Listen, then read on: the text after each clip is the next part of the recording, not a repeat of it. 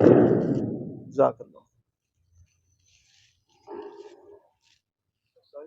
جی حدیث میں آتا ہے کہ رشوت لینے والا دینے والا دونوں جہنمی ہیں، تو کیا مجبوری کے تحت ہم رشوت دے سکتے ہیں؟ سوال ہے، رشوت لینے والا اور دینے والا جب دونوں جہنمی ہیں تو مجبوری کے پیش نظر کیا ہم رشوت دے سکتے ہیں؟ یہ جو سوال ہے مجبوری کے پیش نظر، مجبوری کا تعین کون کرے گا؟ سوال یہ ہے کہ مجبوری کا تعین جو ہے وہ کون کرے گا؟ میں اس کی مثال دیتا ہوں. گورنمنٹ جو ہے وہ کانسٹیبلوں کی بھرتی کرتی ہے، اس کے لیے ایک میرٹ مقرر کرتی ہے، نمبروں کا، صحت کا، دوڑنے کا، جو بھی ان کی ریکوائرمنٹ ہے. اب اس ریکوائرمنٹ پر 1000 آدمی پورا آ جاتا ہے، ریکوائرمنٹ پر، معیار پر 1000 آدمی پورا آ جاتا ہے. اب بھرتی اس کو ملے گی جو رشوت دے گا. اگر تو آپ میرٹ پر ہیں اور میرٹ پر آپ بھرتی لیتے ہوئے رشوت دیتے ہیں تو ایسی صورت میں وہ رشوت والے حالات پیدا کرنے والے پر، لینے والے پر وزر اور بوجھ ضرور ہے. دینے والے کو مستثنا نہیں کیا جا سکتا. کیوں؟ روزی کمانے کے اور بھی ذرائع ہیں، دینے والے کو بھی کچھ نہ کچھ وزر ملے گا. بات کی سمجھ رہی ہے؟ دینے والے کو بھی کچھ نہ کچھ وزر ضرور ملے گا، کیونکہ کمانے کے متبادل ذرائع موجود ہیں. جب کمانے کے متبادل ذرائع نہ ہوں اور جبری طور پر انسان پر ایسے حالات ڈالے جائیں تو پھر اللہ تعالیٰ بہتر جانتا ہے کہ اس کو دینے والے کو گناہ ہوگا یا نہیں ہوگا. لیکن رشوت دینے والے کے لیے ہم یہ دروازہ نہیں کھول سکتے کہ تو مجبور ہے تو تو رشوت دے لے. تو کچھ ایسے کام ہوتے ہیں کہ کروانے کے لیے اب میٹر لگوانا ہو یا ٹرافی وغیرہ کا کام ہو، ان کو کچھ نہ کچھ دینا پڑتا ہے، وہ کام کرتے ہیں، نہیں تو وہ سنتے نہیں ہیں بات. کل آنا، پرسوں آنا، ایسے کرنا. پیارے بھائی، یہ حالات پیدا کرنے والے پر وزر بوجھ ہے، لیکن دینے والے کو ہم مستثنا نہیں کر سکتے. اسے ہم کلین چٹ دے دیں کہ جناب جتنے مرضی پیسے چلا کے جو مرضی کر دے رہو، اور پھر لوگوں کو آپ یہ کہتے رہیں کہ جی حالات ایسے پیدا کر دیے گئے ہیں. بجلی کے بغیر بھی انسان زندہ رہ لیتا ہے، کوئی مر نہیں جائے گا اگر بجلی نہیں ہوگی. کیا خیال ہے؟ تو ہم اس پر کلین چٹ نہیں دے سکتے. رشوت دینے والے کو بھی کلین چٹ، بس یہ بات ذہن میں رکھ لیں. یہ اللہ تعالیٰ نے فیصلہ کرنا ہے، دلوں کو وہ جانتا ہے، دلوں کے بھیدوں کو، کہ وہ کتنا قصوروار ہے، کتنی اس میں دلچسپی تھی، لینے والے کا کتنا قصور ہے، حالات کیسے تھے. اس کا فیصلہ کس کے پاس ہے؟ اللہ کے پاس.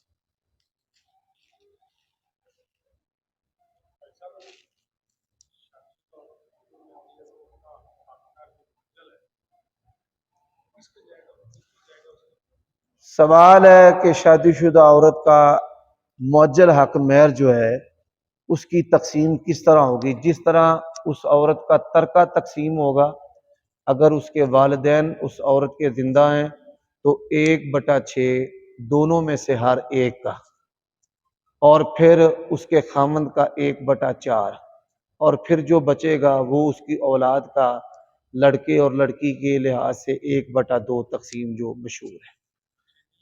اگر بچے نہیں ہیں تو پھر خامند کا نصف ہے، باقی نصف اس کے والدین کا. جی اگر اولاد، جی جی جی اگر اولاد نہیں ہے تو نصف ہے، اگر اولاد ہے تو 1/4 ہے. ٹھیک ہے. بیوی اگر اولاد نہ ہو تو 1/4، اور اگر اولاد ہو تو 1/8. ٹھیک ہے جی. یہ دونوں تقسیمیں ہیں، بڑی آسان طریقہ ہے. مرد کے لیے 1/4 اور نصف اولاد نہ ہونے کی صورت میں، عورت کے لیے 1/4 اولاد نہ ہونے کی صورت میں، اور 1/8 اولاد ہونے کی صورت میں. ٹھیک ہے جی. صحیح ہے. حق مہر جو ہے وہ بھی ترکے کی طرح تقسیم ہوگا. بعض عورتوں کا حق مہر جو ہے وہ بڑا بڑا مہنگا ہوتا ہے، قیمتی ہوتا ہے، 10 تولے سونا ہے، 20 تولے سونا ہے، 50 تولے سونا ہے، مکان ہے، پراپرٹی ہے، کوئی بھی ایسی قیمتی جو چیز ہے اس کے اوپر ترکے والے جو احکام ہیں وہ جاری ہوں گے۔ آپ کیسے ہیں؟ صحت طبیعت ٹھیک ہے آپ کی؟ اگر کوئی آدمی جی سوال ہے، عدت کی جو مدت ہے وہ اسلامی دنوں کے لحاظ سے ہے۔ عدت جو ہے ایک تو اس عورت کی کہ جس کا خامند فوت ہو جائے، ٹھیک ہے، اس کی عدت کا تعلق تو اسلامی دنوں مہینوں سے ہے، اور ایک عدت وہ ہے جو مطلقہ کی ہے، اس کا تعلق ماہواری کے ساتھ ہے، ماہواری کے ایام۔ آپ کا سوال فوت شدہ کے بارے میں ہے۔ ہاں، فوت شدہ جو ہے ایسی عورت کی عدت 4 ماہ 10 دن اسلامی مہینوں اور دنوں کے لحاظ سے۔ اگر کوئی آدمی عدالت کی طرف سے طلاق دیتا ہے جی تو اگر وہ دوبارہ مطلب اس کے اہل خانہ والا کہیں کہ صلح کریں تو اس کے لیے کیا ہے؟ سوال ہے کہ اگر کوئی عدالت جو ہے وہ خاوند کی جانب سے عورت کو طلاق دیتی ہے تو یہاں پر اس بات کو بھی آپ نے پیش نظر رکھنا ہے کہ کئی دفعہ عدالت سے صرف نوٹس آتا ہے، آدمی عدالت میں جاتا ہے کہ میں اس عورت سے جان چھڑوانا چاہتا ہوں، میں چاہتا ہوں کہ میں اس کو طلاق دے دوں۔ اب عدالت جو ہے عورت کو نوٹس بھیجتی ہے تو لڑکی والے سمجھ لیتے ہیں جی ہمیں تو نوٹس آ گیا لہٰذا ایک طلاق ہو گئی ہے، جی اسی طرح دوسرا نوٹس آ گیا اور دوسری طلاق ہو گئی ہے۔ جی جی کل مجھے ایک آدمی نے فون کیا، جی عدالت سے 2 طلاق کے نوٹس آ گئے ہیں، تو اب ہم صلح کرنا چاہتے ہیں۔ میں نے کہا جو نوٹس عدالت کی طرف سے آیا ہے وہ آپ کے پاس موجود ہے؟ جی موجود ہے۔ میں نے کہا پڑھو اس کے اوپر کیا لکھا ہوا ہے کہ طلاق دے رہی ہے عدالت آپ کو فلاں کی طرف سے؟ کہتا نہیں یہ تو نہیں لکھا ہوا، یہ لکھا ہوا ہے کہ آپ فلاں بن فلاں نے آپ کے خلاف یہ دعویٰ دائر کیا ہے تو آپ فلاں تاریخ کو عدالت کے اندر حاضر ہو۔ اب وہ حاضری کا سمن ہوتا ہے اور لوگوں کی جہالت عدالت کے سمن کو طلاق سمجھ بیٹھتی ہے۔ سمجھ آئیے؟ عام لوگ یہ سمجھتے ہیں عدالت طلاق آ گئی ہے، وہ بھئی ایسے نہیں آتی، وہ عدالت کی طرف سے طلبی آتی ہے۔ تو پہلے یہ چیز جو ہے اس کو سمجھیں کہ وہ عدالت کی طرف سے طلبی ہے یا عدالت کی طرف سے طلاق جو ہے، جو طلاق ہوتی ہے عدالت کی طرف سے وہ اس طرح ہے کہ آدمی عدالت کے روبرو کہتا ہے کہ میں اپنی بیوی کو طلاق دے رہا ہوں، اور عدالت جو ہے وہ اس کو ایڈمٹ کر دیتی ہے کہ یہ جو طلاق ہے میں اس کو منظور کرتا ہوں، میں کیا کرتا ہوں؟ منظور کرتا ہوں۔ تو وہ ڈگری کی صورت ہوتی ہے، منظوری کی صورت ہوتی ہے، وہ نوٹس کی صورت نہیں ہوتی کہ عدالت کی طرف سے اب آپ کو اس طلاق کا نوٹس جانا شروع ہو گیا ہے۔ یہ لوگوں میں لا علمی ہے۔ اچھا سر ایک اور سوال جی جی جی جی موثر سرٹیفکیٹ ہاں یہ اچھا طریقہ ہے، یہ اچھا طریقہ ہے۔ ہمارے ہاں جو طلاقیں ہوتی ہیں نا اس طلاق کے پیچھے ساس سسر خاندانی عصبیت کار فرما ہوتی ہے، ایک دوسرے کو زیر کرنے کی۔ جی یہ بات صحیح ہے کہ طلاق مؤثر سرٹیفکیٹ ہو تو پھر طلاق مؤثر ہوتی ہے۔ کئی دفعہ ایسا بھی ہو جاتا ہے کہ وہ یونین کونسل میں بھیجے بغیر عدالت کے اندر ہی کوئی لمحہ پروسیجر چل رہا ہوتا ہے تو وہیں پر بھی ڈگری ہو جاتی ہے۔ ٹھیک ہے، پھر جانا ادھر۔ یونین ہاں کونسل کی طرف سے یہ جو بات ہے یہ سمجھ آنے والی بات ہے کہ ایسا ممکن ہے کہ عدالت ڈگری اگر منظور بھی وہ کر لے، طلاق کو ایڈمٹ بھی کر لے تو پھر بھی مؤثر سرٹیفکیٹ یونین کونسل نے بنانا ہے، یہ سمجھ آنے والی بات ہے۔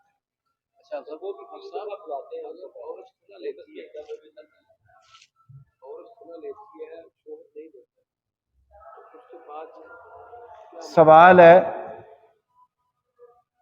کہ عورت جو ہے وہ خلا لیتی ہے، مرد طلاق نہیں دیتا، تو پھر کیا صورت ہوگی؟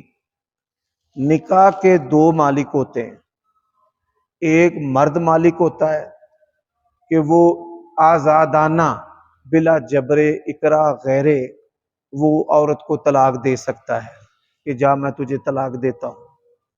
ایک مالک ہوتا ہے حاکم وقت، حاکم وقت، حاکم وقت جو ہے عورت جا کر شکایت کرتی ہے کہ مجھے خامند مارتا ہے، یا میرے ساتھ غیر جنسی فعل، غیر جو فطرتی فعل ہے جنسی وہ کرتا ہے، یا میری ضرورتیں پوری نہیں کرتا، یا نہ مرد ہے، حتیٰ کہ عورت جو ہے وہ یہ کہہ دے کہ مجھے اپنے خامند کا اخلاق پسند نہیں ہے، یا میں پڑھی لکھی ہوں اور وہ پڑھا لکھا نہیں ہے، یا ہماری آپس میں ذہنی ہم آہنگی نہیں ہے، تو ان وجوہ میں سے کسی ایک وجہ پر بھی حاکم وقت جو ہے وہ خلا ڈکلیئر کر سکتا ہے۔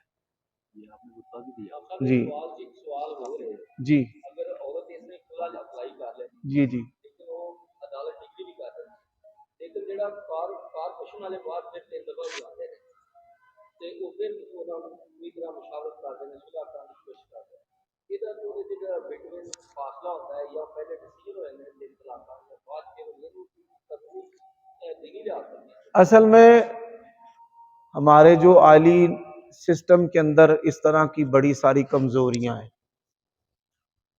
کہ عدالت کے اندر خلا ڈکلیئر ہو جاتا ہے یا طلاق ہو جاتی ہے، پھر وہ ڈگری یونین کونسل کے پاس آتی ہے، پھر سیکٹری جو ہے فریقین کو طلب کرتا ہے، ان کی رضا کو معلوم کرنے کے بعد وہ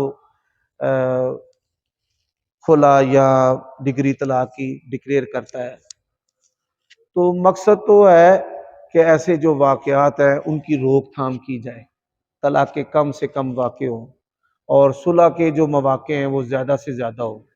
حاکم وقت اس کی یہی کوشش ہوتی ہے، کیونکہ کسی بھی معاشرے کے اندر طلاقوں کے یا خلا کے جو واقعات ہیں یہ کوئی ممدوح اچھے نہیں سمجھے جاتے، بلکہ دنیا کے کئی مذہبی ممالک جو مذہبی سمجھے جاتے ہیں نہیں، جو مذہبی سمجھے جاتے ہیں، ان ملکوں میں یا معاشروں میں طلاقوں کی ریشو جو ہے وہ بہت زیادہ ہے۔ ہاں یہ بات جو ہے وہ ضروری ہے کہ جو خفیہ نکاح ہے، خفیہ طلاقیں ہیں، خفیہ خلع ہیں، کوئی بھی قانون یا معاشرہ یا اسلام اس کی اجازت نہیں دیتا۔ یہ چیزیں جو ہیں معروف ہونی چاہیے، خاوند کو پتہ ہونا چاہیے، بے شک وہ عدالت میں نہ جائے، سمن کی پیروی نہ کرے، لیکن اس کو یہ علم ہو کہ میرے یہ نکاح سے فلاں عورت جو ہے وہ نکل چکی۔ وہ عورت دوبارہ رجوع کر سکتی ہے؟ سوال ہے کہ جس نے خلا لیا ہے وہ اپنے پہلے خامند کے ساتھ نکاح کر سکتی ہے دوبارہ، ہاں 1 ماہواری عدت ہے، 1 ماہواری عدت کے بعد وہ عورت انڈیپینڈنٹ آزاد ہے، چاہے تو پہلے خامند سے نیا نکاح کر لے اور چاہے آگے نکاح کر لے، کر سکتی ہے۔ یہ جو حلال ہے ایک منٹ 3-4 سال کے بعد کر سکتی ہے؟ جی 10 سال کے بعد بھی کر سکتی ہے، بالکل کر سکتی ہے، 40 سال کے بعد بھی کر سکتی ہے۔ خلا جو ہے نا وہ 10 دفعہ بھی ڈگری ہو جائے تو وہ اپنے پہلے خامند سے کر سکتی ہے۔ طلاق میں 2 طلاقیں صلح والی ہیں، تیسری ہوگی تو ختم۔ خلا 10 واری بھی لے لے تو 10 واری بھی پہلے خامند سے صلح کر سکتی ہے۔ یہ جو حلالہ وغیرہ جی یہ کیا؟ سوال ہے مروجہ جو حلالہ ہے یہ لعنتی فعل ہے، نبی علیہ السلام نے حلالہ کرنے والے پر اور جس کے لیے کروایا جائے دونوں پر لعنت فرمائی ہے۔ جی جی خلا کی بھی عدت ہے، جب خلا ڈکلیئر ہو جائے تب سے شروع ہو جاتی ہے، اور 1 ماہواری یعنی زیادہ سے زیادہ 1 مہینہ اور کم سے کم 1 ہفتہ۔ جی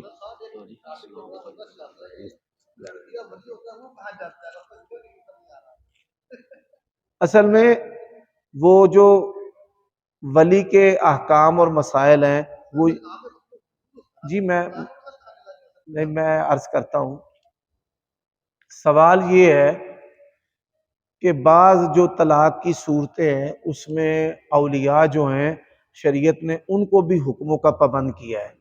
مثال کے طور پہ ایک آدمی ہے وہ نشہ کرتا ہے، ایک آدمی ہے اس کی عقل میں اختلال ہے، ایک آدمی ہے وہ ہائی بلڈ پریشر کا مریض ہے، اس کا جو غصہ ہے آؤٹ آف کنٹرول ہے۔ یعنی ایسی بعض صورتیں ہیں کہ جن میں لڑکی یا لڑکے کو بالکل آزاد نہیں چھوڑا گیا، اس کے اولیاء کو بھی ساتھ جو ہے وہ پابند کیا گیا۔ جی ایسے ہی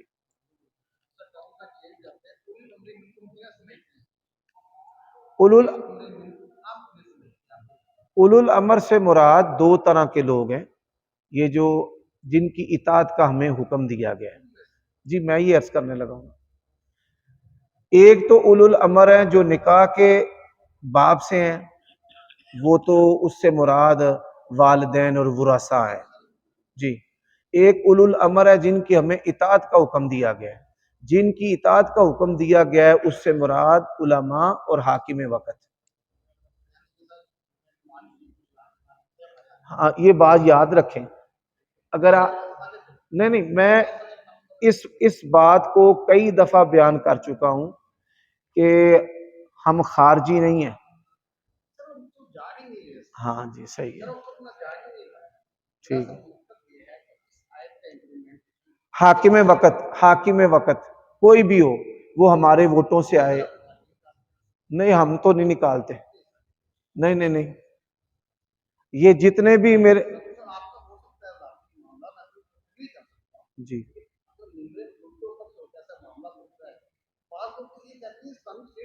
نہیں اچھا، اگر آپ کے علم میں نہیں ہے تو یہ اپنے علم میں اضافہ کر لیں۔ یہ ایک جماعت کا ممبر اور جو ہے وہ سٹیج ہے، میرا ذاتی نہیں ہے۔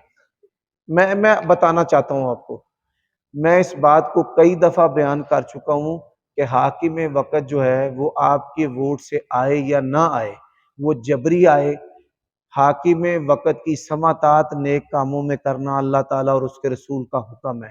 حاکم وقت کے خلاف خروج کرنا، مسلح جدوجہد کا حصہ بننا اسلام کے اندر جائز نہیں۔ مفاسد ہیں اس کے اندر، مالی بھی، معاشرتی بھی، تجارتی بھی، جو ملک کے لیے ایمرجنسی والے حالات پیدا کر دیتے ہیں۔ تو یہ چیزیں کئی دفعہ بیان ہو چکی ہیں۔ ہمارے پاکستان کے اندر ہماری جو اسٹیبلشمنٹ ہے اس نے ہر ایک نظریہ اپنے مقاصد کے لیے پال کے رکھا ہوا ہے، ٹھیک ہے، وہ حسب ضرورت اس نظریے کو استعمال کرتے ہیں، اور ندیدہ قوتوں کی وجہ سے ہمارے ملک کی یہ حالت ہے۔ یہ مسلمانوں کا ملک ہے، ایک بات یاد رکھیں، اسلامی اسٹیٹ جو ہے اس کے خد و خال کیا ہے، اس پر میں قدر تفصیل سے بیان کر چکا ہوں۔ اسلامی اسٹیٹ کہتے ہیں کہ جہاں پہ حدود آرڈیننس کا نفاذ ہو، ٹھیک ہے جی۔ دوسری بات یہ ہے کہ یہ مسلمانوں کی حکومت ہے۔ ہمارے ذہنوں میں یہ ہے کہ یا اسلامی ریاست ہے یا کافروں کی ریاست ہے، ایسا نہیں ہے۔ اسلامی ریاست نہیں ہے لیکن مسلمانوں کی ریاست ہے۔ پرویز مشرف، زرداری، عمران خان، نواز شریف، شہباز شریف، بے نظیر، یہ مسلمان ہیں۔ کسی بھی مسلمان گروہ نے پاکستان کے اندر جو رہنے والا ہے یا پوری دنیا میں کوئی جو گروہ ہے اہل السنہ میں سے، ایسا نہیں ہے کہ جس نے کبھی ان کی تکفیر کی ہو، یہ نعوذ باللہ یہ کافر ہیں، دار اسلام سے خارج ہیں۔ تو جب تک یہ مسلمان ہے، یہ مسلمانوں کی ریاست ہے، اگرچہ اس کے اندر حدود آرڈیننس نہ بھی ہو۔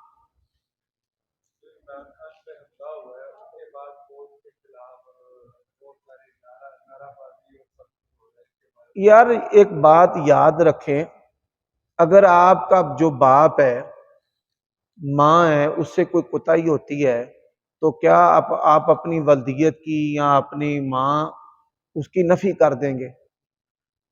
بعض لوگ ایسے ہیں جو اپنے سٹیٹس سے ناجائز فائدہ لیتے ہیں۔ ہم مولوی کیا اپنے سٹیٹس سے ناجائز فائدہ نہیں لیتے؟ سیاستدان بھی لیتے ہیں۔ ایسے ہی افواج کے اندر جزوی طور پہ ایسے بندے ہو سکتے ہیں جو اپنے سٹیٹس منصب سے فائدہ لیں، لیکن من حیث القوم یا من حیث المنصب یا من حیث الادارہ جو ہے، ایک مولوی غلط ہے یہ نہیں مطلب کہ ساری مسجدیں غلط ہو گئی ہیں، ٹھیک ہے۔ اسی طرح فوج میں اگر کوئی فردر بندہ غلط ہے تو اس کا مطلب یہ نہیں ہے کہ سارا ادارہ ہی جو ہے وہ ہم اس کی مذمت کریں اور اس کے خلاف کھڑے ہو جائیں اور نعرے بازی کریں اور ان کی ہم توہین کریں۔ جو قوم اس طرح کی حرکتیں کرتی ہے نا وہ پھر لوگوں کے کفار کے اغیار کے جوتے کھاتے ہیں، ان کی آزادی سلب ہو جاتی ہے، ان کی ماؤں بہنوں بیٹیوں کو وہ بھیڑ بکری بنا کر لے جاتے ہیں، تو اس طرح کی حرکتیں نہیں کرنی چاہیے۔ دوسرا باؤل امر کا سوال ہوا تھا، اس سے مراد بعض لوگ جو ہیں ہمارے مقلدی آئمہ تکلیف بھی لیتے ہیں اور آئمہ مجتہدین ان کو کہا کرتے یار ایک بات یاد رکھے، علماء دین کے مبلغ ہیں، آپ یہاں پر مجھے سننے کیوں آتے ہیں کہ میں اللہ تعالیٰ اور اس کے رسول کی بات آپ کو بتاتا ہوں، اور میری بات تب تک ہی مانی جائے گی جب تک وہ آئین اور دستور کے مطابق ہے، اسلام کا جو مواد ہے، دلیل ہے قرآن اور سنت۔ ایسے ہی امام ابو حنیفہ، امام شافعی، امام احمد، امام جعفر رحمہم اللہ اجمعین، امام مالک اپنے اپنے وقت کے جید عالم تھے اور وہ دین کی ترجمانی کرتے تھے، اور جو ان کے اجتہادات اور ان کے ذاتی فیصلے تھے وہ یونیورسل نہیں ہیں۔ اب غلو کیا ہے؟ لوگ غلو کرتے ہوئے جیسے قبروں کو سجدے کرتے ہیں، ایسے غلو کرتے ہوئے ان کے ذاتی اجتہادات اور جو فیصلے ہیں ان کو کانسٹیٹیوشن کا درجہ دے دیتے ہیں۔ شیخ صالح فوزان سے اور دیگر ائمہ سے ایک اور بھی جوڑا جاتا ہے کہ تکلیف واجب ہے۔ ایک بات یاد رکھیں، اگر تو تقلید کا معنی ہے کہ کسی عالم آدمی سے سوال کا جواب لینا، تو یہ پھر تقلید کا معنی سمجھنے میں غلطی ہے۔ تقلید کا جو معنی ہے کہ نو امتی کی بات کو نبی کے برابر کا درجہ دینا، یا ہمارے استاد ایک بڑی آسان بات کہتے تھے، کتاب و سنت کے خلاف کسی بات کو ماننا یہ تقلید ہے۔ ائمہ اربعہ کی تکلیف ائمہ اربعہ کی تقلید جو ہے، اس سے مراد ان کے استدلال اور ان کے فہم سے فائدہ لینا، اس سے قطعی طور پر یہ مراد نہیں ہے کہ ان میں سے اگر کسی کا قول کتاب و سنت سے ٹکراتا ہے تو آپ اس کو اختیار کریں۔ یا جائز اور حرام۔ جس چیز کو آپ واجب کہیں گے اس کے وجوب کے لیے دلیل چاہیے، قرآن کی آیت چاہیے، حدیث چاہیے۔ کسی چیز کو ہم اپنی مرضی سے واجب تو نہیں بنا سکتے۔ جو چیز اصلاً قرآن اور سنت میں نہیں ہے، دین کے اندر، وہ بدعت ہے۔ امت تبھی تو ٹکڑے ٹکڑے بٹ گئی ہے، اور یہ فرقہ وارانہ جو عصبیت ہے، آپ دیکھیں کہ سنی مرتا ہے تو وہ کہتے ہیں مرے، کچرا ختم ہو رہا ہے، شیعہ مرتا ہے تو وہ کہتے ہیں مرے، دشمن ہمارا ختم ہو رہا ہے، اور پھر دونوں ایک دوسرے کے گلے کاٹتے ہیں۔ شافی اور حنفیوں کے درمیان جنگیں ہوئی ہیں، آپس میں خون ریز، ایک دوسرے کے قتل و غارت کے فتوے دیے، اور جہاں تک کہنے والوں نے کہہ دیا کہ مچھر مار لو تو شاید کوئی حرج ہے، شافی مار لو تو اتنا بھی حرج نہیں ہے۔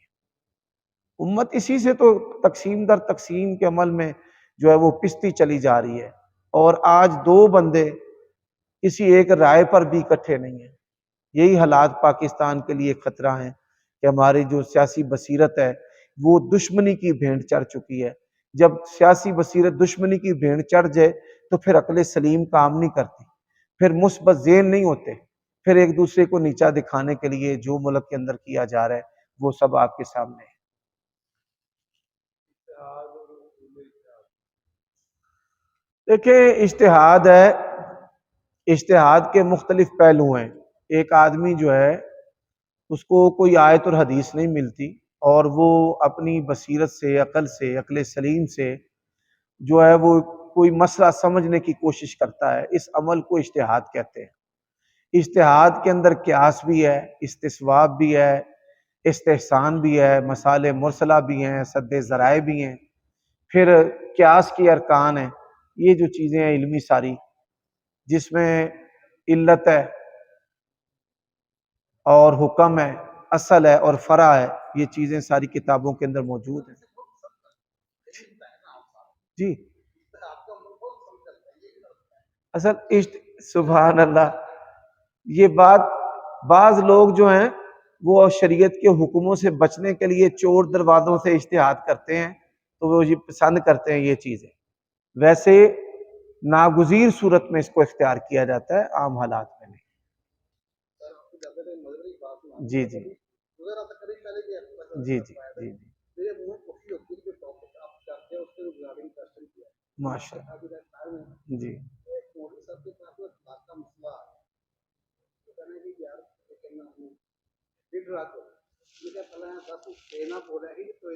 جی ایسے ہی ہے، ایسے ایسے ایسے ایسے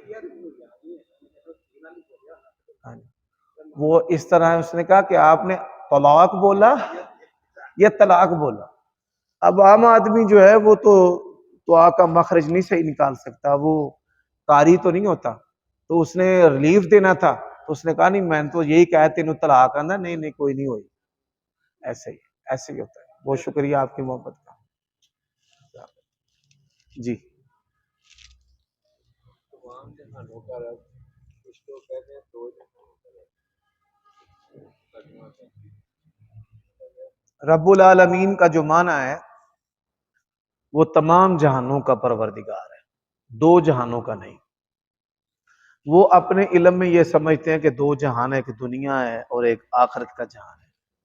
حالانکہ اس کا یہ عالمین تثنیہ نہیں ہے، یہ جمع کا صیغہ ہے، اور اس کا معنی تمام جہانوں کا پروردگار، یہی اس کا جہان اللہ ہی جانتا ہے کتنے ہیں۔ سبحان اللہ۔ یہ جو یونیورسل ہے اس کی حقیقت پر بعض سائنسدانوں کے مختلف تجزیے ہیں۔ آپ دیکھیں کہ بایو سے دیکھیں تو الگ ہے، فزکس سے دیکھیں تو الگ ہے، اور کیمسٹری سے دیکھیں الگ ہے، میتھمیٹکس سے دیکھیں الگ ہے۔ اسی طرح مختلف جو پہلو ہیں سائنسی لحاظ سے، جو شعبے ہیں، ہر شعبے کا جو ماہر ہے وہ اس کو اپنے زاویے سے دیکھے گا۔ یہ اللہ تعالیٰ ہی جانتا ہے کہ کتنے عالم ہیں۔ ہاں ویسے شرن بعض علماء نے کتاب و سنت کی روشنی میں چار عالم جو ہیں وہ سمجھے ہیں کہ ایک عالم برزخ ہے، اور ایک عالم دنیا ہے، یعنی ایک عالم وَمِن وَرَائِهِمْ بَرْزَخٌ جسے ہم کہتے ہیں عالم ارواح، ایک عالم ارواح ہے اور ایک عالم دنیا ہے اور ایک عالم برزخ ہے، اور ایک عالم جو ہے وہ عالم آخرت ہے، عالم حشر ہے۔ لیکن یہ جو رب العالمین ہے یہاں ضرورتوں کو پورا کرنے والا، یہ چار میں محدود نہیں ہے، یہ چار میں محدود نہیں۔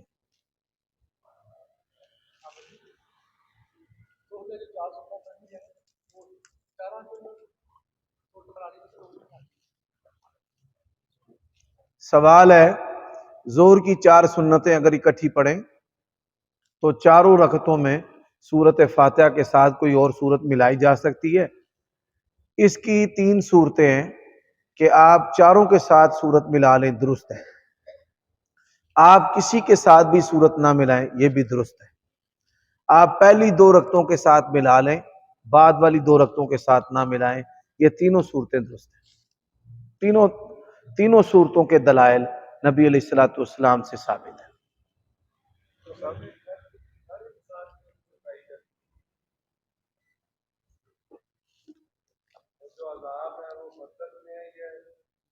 روح لوٹائے جانے پر ہمارا ایمان ہے، اس کی کیفیت کا ہمیں نہیں پتا۔ روح لوٹائے جانے پر ہمارا ایمان ہے، اس کی کیفیت جو ہے اس کا نہیں پتا۔